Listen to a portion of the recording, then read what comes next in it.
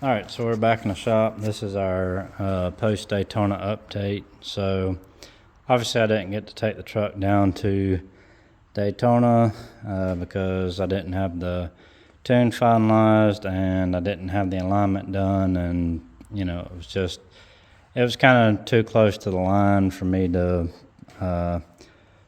risk trying to drive it down there and take it down, how many miles away and deal with all that stuff. So instead of risking it and trying to take it down to Daytona, we left it here. I ordered a gauge, camber gauge to go on there so I could set my camber, and then my buddy had a tow gauge. So when we got back, I took some of these tiles from the bathroom renovation I did in the house and cut them into squares, and then put grease in between them, and then stuck them under the wheels with it on the lift. So when I let it up and down, when the wheel would come onto the tiles, the tiles would shift and move, and you wouldn't have the misalignment of the tire grabbing on the floor and everything. So it seemed to work out pretty good. I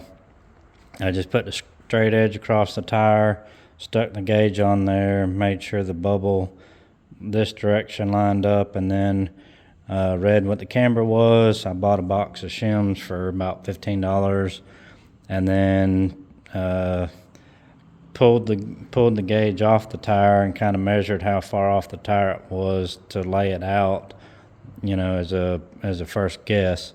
So I got those on there, and then I set it up where the back was a little further out than the front.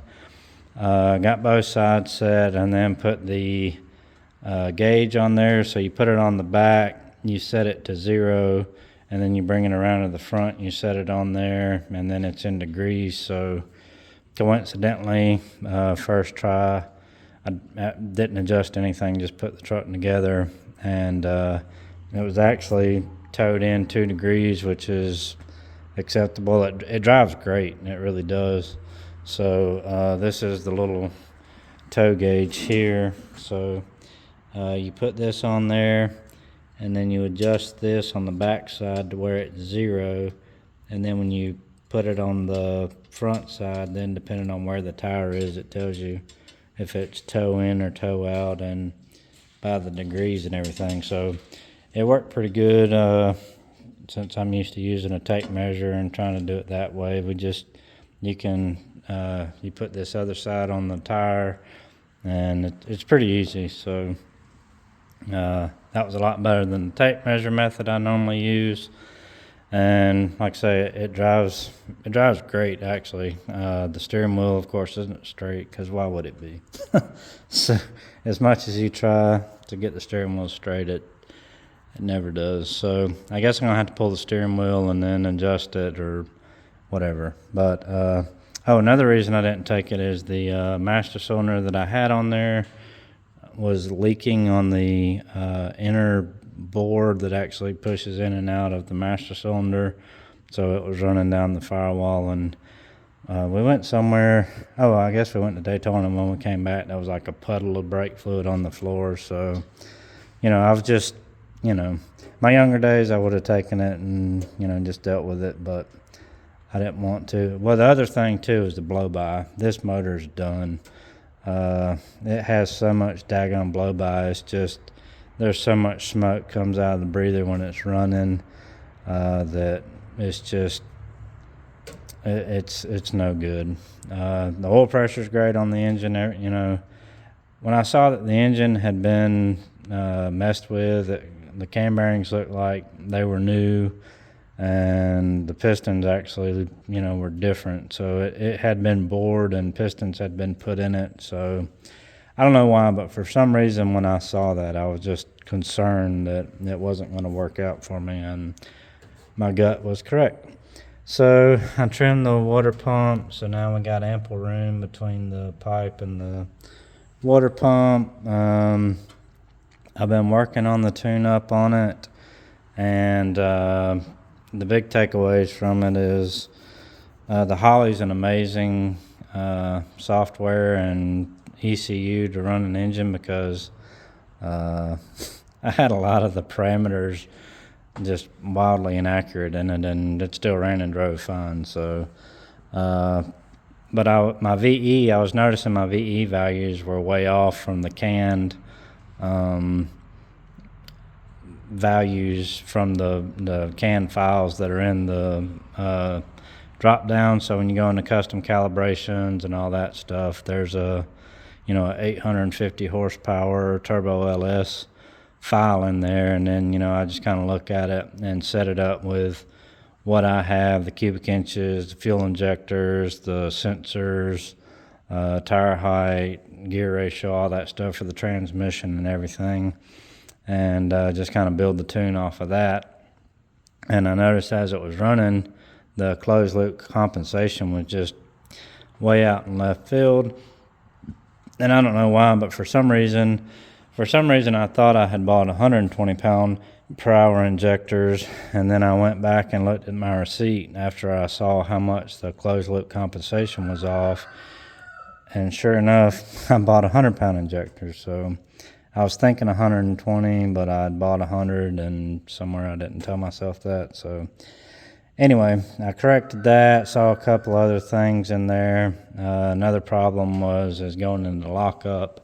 The RPMs to allow it to enter into lockup and come out of lockup were too close. So as soon as it'd go into lockup, it dropped down to the lower threshold, and then it would kick it out of lockup. So it was just going in and out of lockup. So you just kind of had to stay in between there. So I got back and adjusted that, so now it goes into lockup and stays and everything. So I just drove it again, and it was a lot better, but I had to raise the threshold to enter lockup a little bit higher because it was going in at too low of a speed. One thing you may have noticed is the grill. So this is a 1963 grill. We got it in Daytona. First day we were down there on Thursday. I want to go ahead and go look at the show before the big crowd hit on Friday, and we had the time. So after our Thanksgiving meal, we went ahead to the show and was able to find this grill. Very nice grill for a 1963 model, and surprisingly the patina kind of lines up with the rest of the truck. So I was able to get the grill. It is missing one of the trim rings for the headlights, so I've got to get those on there. But the headlights are actually a modern headlight that has LED bulbs and everything in them, and they're actually pretty bright. So really happy with how much better it looks with that grill versus the 62 grill. Did get the master cylinder swapped out and got all that squared away.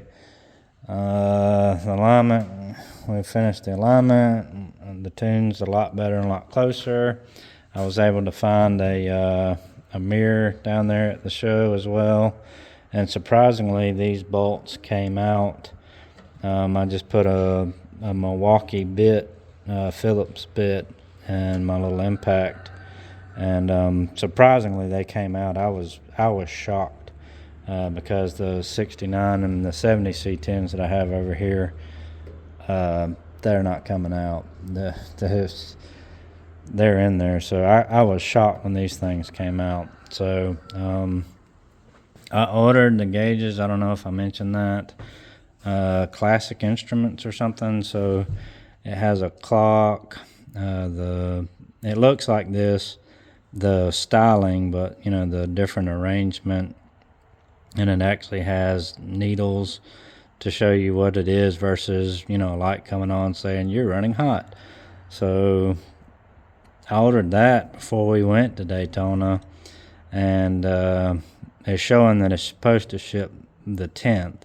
So today's the 8th. So I'm hoping that I'll get that this week. I want to get that in and hooked up and everything.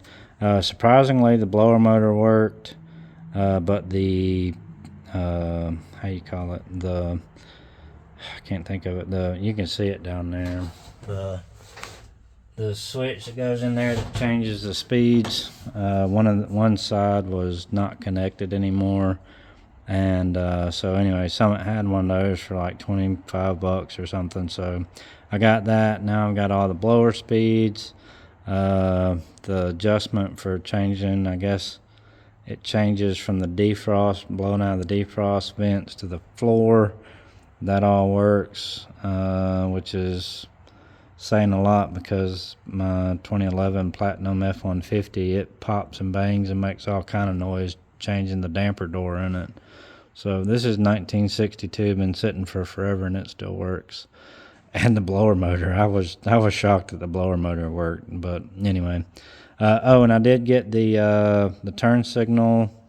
I did get that fixed. So I pulled the outer sleeve off of the cable, blew it out with brake cleaner, and then lubed it up, sprayed some WD-40 through it, and then put it back on the cable, and then tried it, and then put it back off and re-lubed it and put it back on there, and then put a couple of zip ties to hold the cable tight against the column. So before the cable was flexing so much from turning the lever that all the forward motion was getting lost and flexing the cable. So after 3 zip ties to hold it tight against the column and cleaning and lubing the sleeve, now it works. So the blinkers work, so that's an added bonus. There was a lot of dust and dirt inside the cowl panel because when we took it for a rip the first time, we were covered, and you can see some of the debris right there. But I mean, that stuff was all over us. And I blew the cab out with air before we drove it, and you know, like I say, the first pull, it just threw trash all over us. But it rips pretty good. It pulls pretty hard. It'll just, I mean, obviously it'll just blow the tires off at will. So, but it sucks to do all this time and money and effort and everything to get the thing together, and now I got to pull it all back apart, you know, down to the short block. And you know, I want to see how much it's been bored, because you know, I don't know. I didn't really pay that much attention to it. Again, I was just in such a, you know, try to get it done, try to get it running kind of mode that, you know, probably overlooked that, and I shouldn't have. So, you know, and it bit me in the end. So now I've got to get it pulled back apart and either hone it and put a fresh set of rings in it, or see how much, if it hadn't been bored that much, you know, bored a little bit more and put some pistons in it at the least. Or I really want to put a 4-inch stroke in it and have a 400-inch motor in it like it needs it, but you know, why not?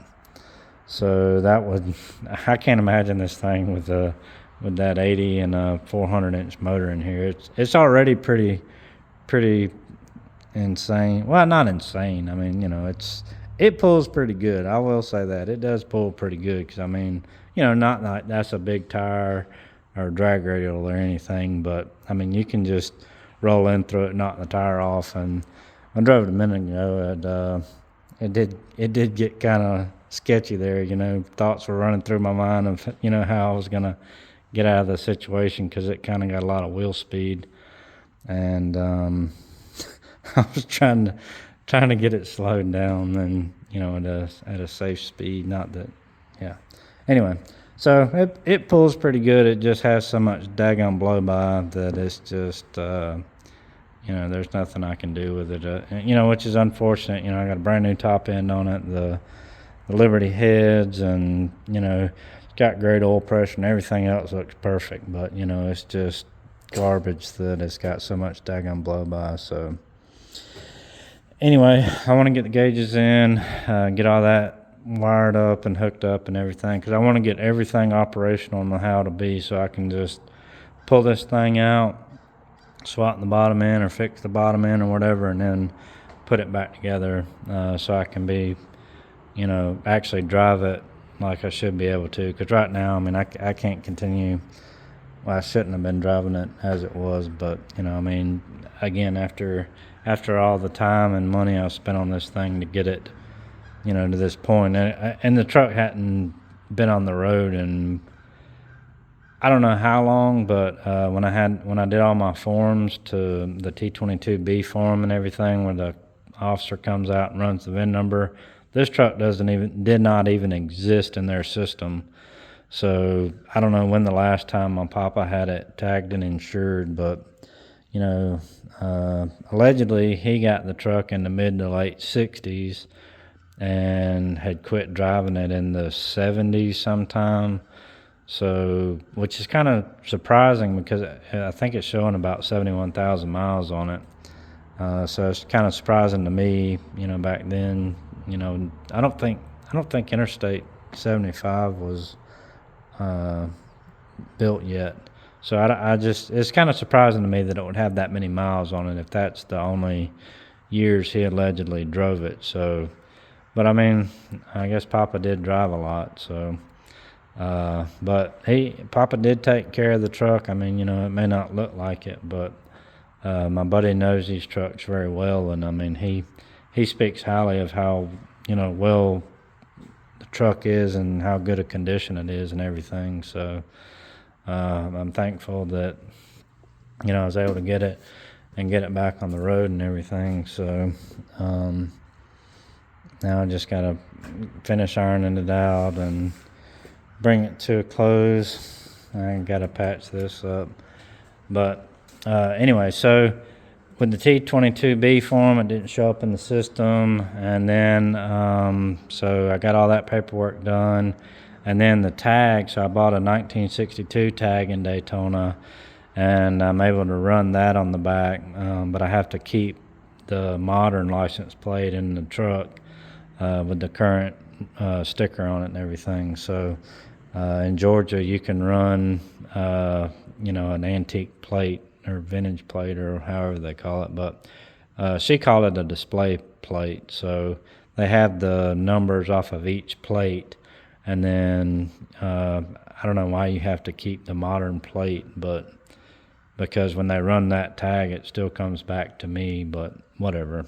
That's how you got to do it. So that's kind of cool to have a 1962 license plate on it and everything. So, but I will say that the cab is tiny in these trucks. It's hard to believe how big trucks have gotten over the years. But you know, you see how close the seat's all the way back. But I mean, it's tight. It's kind of cramped driving it, and this is a huge blind spot when driving it. So, but it's a fun little truck. I'm really enjoying it so far.